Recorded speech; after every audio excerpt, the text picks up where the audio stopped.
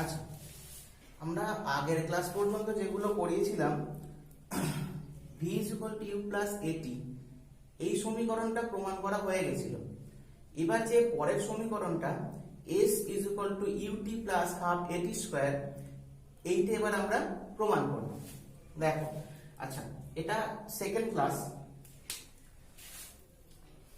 স্থিতি ও গতি পার্ট 2। দেখো, আগের যে সমীকরণ সেটা কি পেয়েছিলাম না v = u + at। এটা কিভাবে এসেছিল মোটামুটি একটু মনে করিয়ে নিই।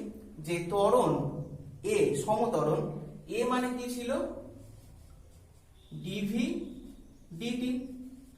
তো এই জায়গা থেকে আমরা ইন্টিগ্রেশন করে এই সমীকরণটা পেয়েছিলাম।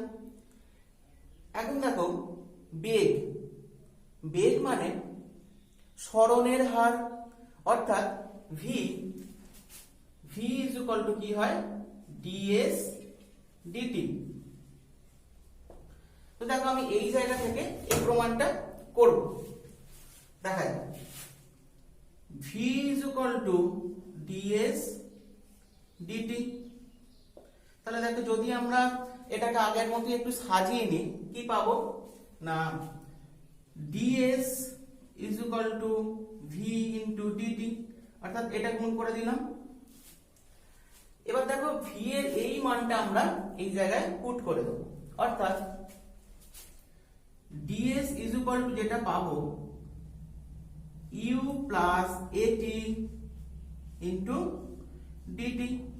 v এর মানটা আমি u + at এখানে পুট করে দিলাম। তাহলে দেখো, ds = u dt গুণ করছি প্লাস at dt। এবার দেখো, আমরা উভয় পক্ষে ইন্টিগ্রেশন করে দিচ্ছি বা সমাকলন করে দিচ্ছি। দেখো, আচ্ছা, ইউটা প্রাথমিক বেগ, তাই এটা এখানে ধ্রুবক, কাজেই ইউটা ইন্টিগ্রেশনের বাইরে আসবে, অর্থাৎ ইন্টিগ্রেশন সাইনটা আমি এই জায়গাটা দিয়ে দিলাম। আবার দেখো, at dt এই জায়গার মধ্যে সমত্বরণ, অর্থাৎ a এর মানটাও কিন্তু এখানে ধ্রুবক, তো সেই জায়গায় এটাও ধ্রুবক হওয়ার জন্য ইন্টিগ্রেশনের বাইরে আসবে, অর্থাৎ আমি ইন্টিগ্রেশনটা সাইনটা a এর সাইডে d dt এর মধ্যে ইন্টিগ্রেশনটা হবে সেই অনুযায়ী দিলাম। এইবার আমি ইন্টিগ্রেশনটা করব। দেখো, ds এর ইন্টিগ্রেশন করলে আমরা কি পাবো না s = ইউটা রয়ে গেল, dt এর ইন্টিগ্রেশনে কি আসবে না t। আচ্ছা, এবার দেখো, a সাইডে রয়ে গেল t dt, এইটার ইন্টিগ্রেশন কি আসবে। দেখো, দেখিয়েছিলাম আগের দিন x dx তার ইন্টিগ্রেশনের ফলে আসছিল x² / 2। জেনারেল ফর্মুলাটা কি ছিল x⁴n dx = x⁴n + 1 divided by n + 1। এখানে n কত 1, তাহলে দেখো 1 + 1 অর্থাৎ 1 + 1 ডিভাইডেড বাই মানে x² হয়ে গেল, এটা ডিভাইডেড বাই 1 + 1 = 2, অর্থাৎ x² / 2। ঠিক তেমন এখানে আসবে দেখো t² / 2। তাহলে এটা আসছে কত না t² / 2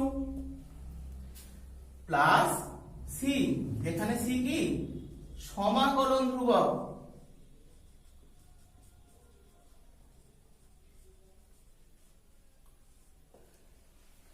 আগের ক্লাসে বলেছিলাম যে সমাকলন বা ইন্টিগ্রেশন করার পর একটা ধ্রুবক সংখ্যা আসে, সেই ধ্রুবক সংখ্যাটা হলো c।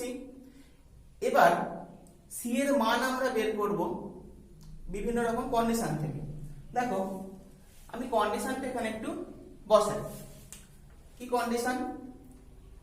at t = 0 s = 0। দেখো, t = 0 মানে একদম শুরুতে, অর্থাৎ সময় যখন শূন্য। দেখো, শুরুতে জাস্ট যখন শুরু হচ্ছে তখন তো কোনো সরণ হচ্ছে না, সেই জায়গায় দেখো টি যদি 0 হয় এস মানে সরণ যেটা সেটাও 0 হবে। তাহলে এই কন্ডিশন আমরা জাস্ট এই সমীকরণটায় বসিয়ে দেবো। কি আসছে দেখো, এস ইজ ইকুয়াল টু যেটা পাবো t0, এইখানেও t0 অর্থাৎ 0 প্লাস 0 প্লাস সি। এই জায়গা থেকে দেখো আমরা c ইজ ইকুয়াল টু পেয়ে গেলাম কত 0। তাহলে c এর ভ্যালু 0 যদি ওখানে পুট করি আমরা পাবো কি s is equal to ut plus half পার করে নিলাম a t স্কয়ার। তাহলে দেখো তো এই প্রমাণটা গাণিতিক ভাবে বা কলনবিদ্যার সাহায্যে আমরা এইভাবে করে ফেললাম।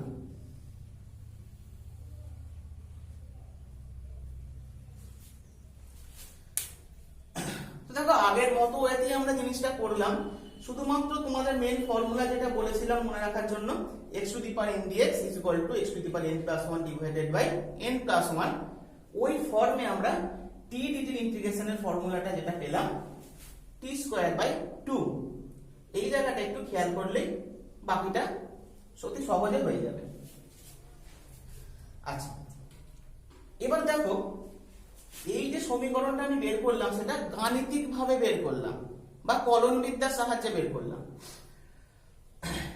এই সমীকরণটা কি আমরা লেখচিত্রের সাহায্যে প্রমাণটা করব, তো সেটা দেখা যায় কি করে করা যায়।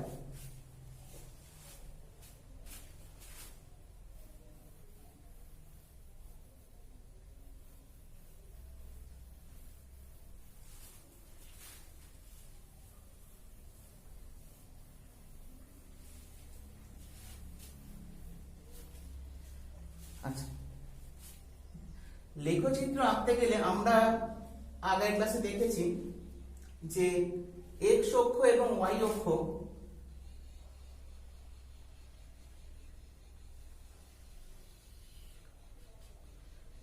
এই বরাবর আমরা কি কি প্লট করেছিলাম। দেখো x অক্ষ বরাবর সময়কে আমরা ধরেছিলাম, ব্র্যাকেটে আমি টাইম টি লিখে দিলাম,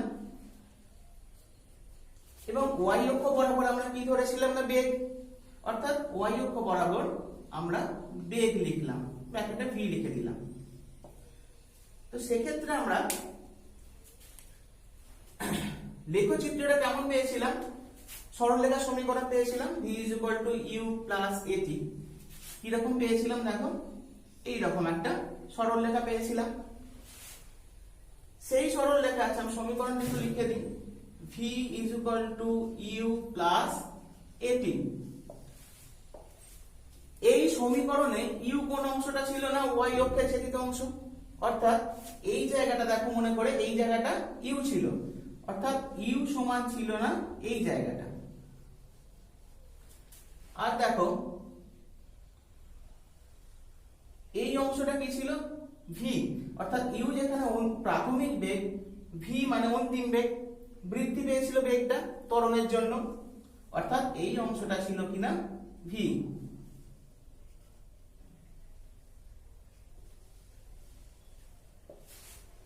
আচ্ছা এবার দেখো আমরা এখানে কিন্তু বের করতে চাইছি সরণ।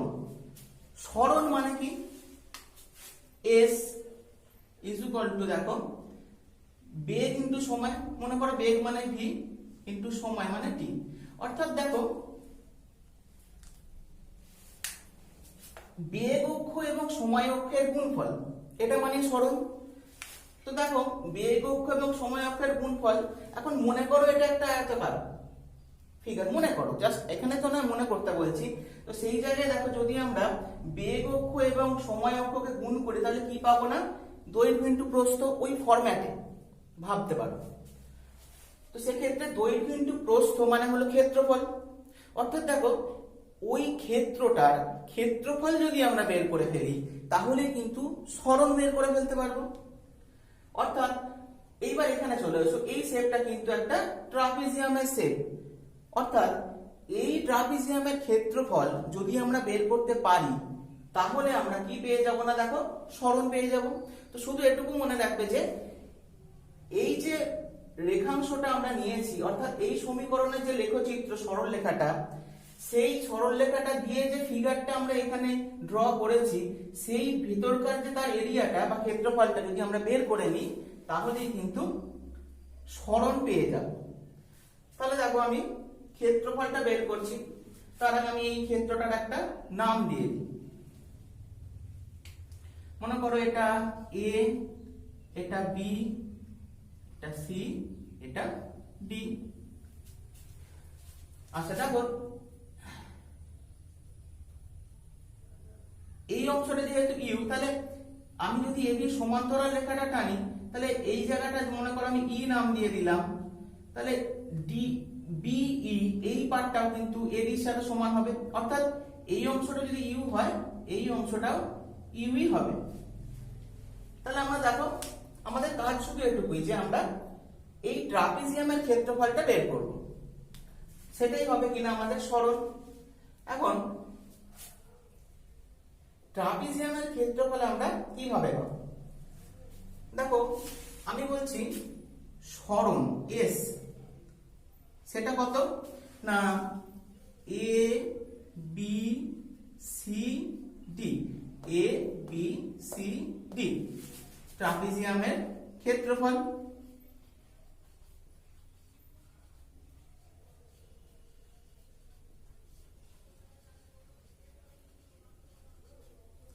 এখন ট্রাপিজিয়ামের ক্ষেত্রফল কি করে আমরা বের করতে পারি? না দেখো ট্রাপিজিয়ামের ক্ষেত্রফল বের করতে গেলে তার সূত্র হলো হাফ ইন্টু সমান্তরাল বাহুদ্বয়ের দৈর্ঘ্যের যোগফল ইন্টু ওই সমান্তরাল বাহুদ্বয়ের মধ্যবর্তী দূরত্ব। অর্থাৎ দেখো ফর্মুলাটা হলো হাফ ইন্টু সমান্তরাল বাহুদ্বয়ের দৈর্ঘ্যের যোগফল ইন্টু কত না তাদের মধ্যেকার যে দূরত্ব, আমি শুধু দূরত্বই লিখলাম। অর্থাৎ কি না দেখো কি আসছে, হাফ, এখানে সমান্তরাল বাহুদ্বয় কে কে, এবি এবং বিসি, তাদের দৈর্ঘ্যের যোগফল, অর্থাৎ এবি প্লাস বিসি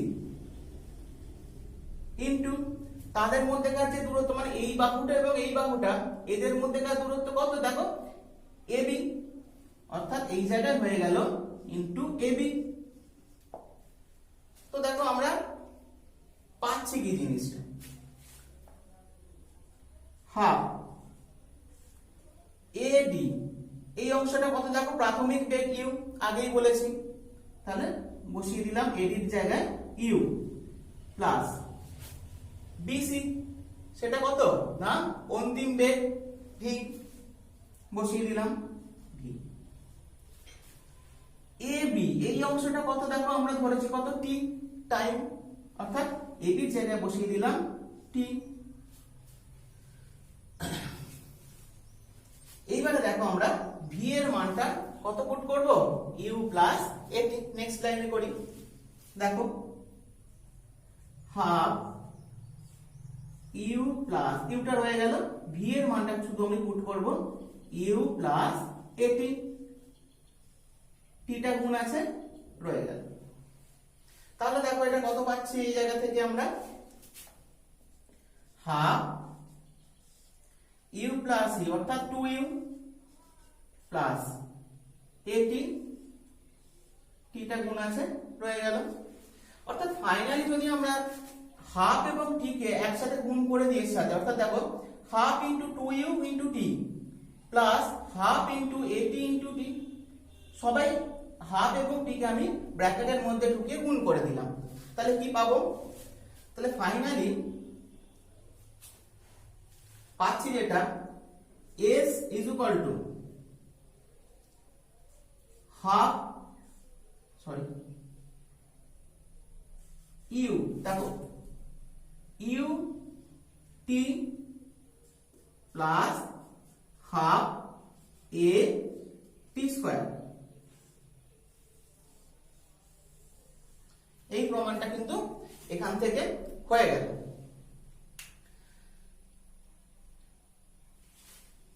আচ্ছা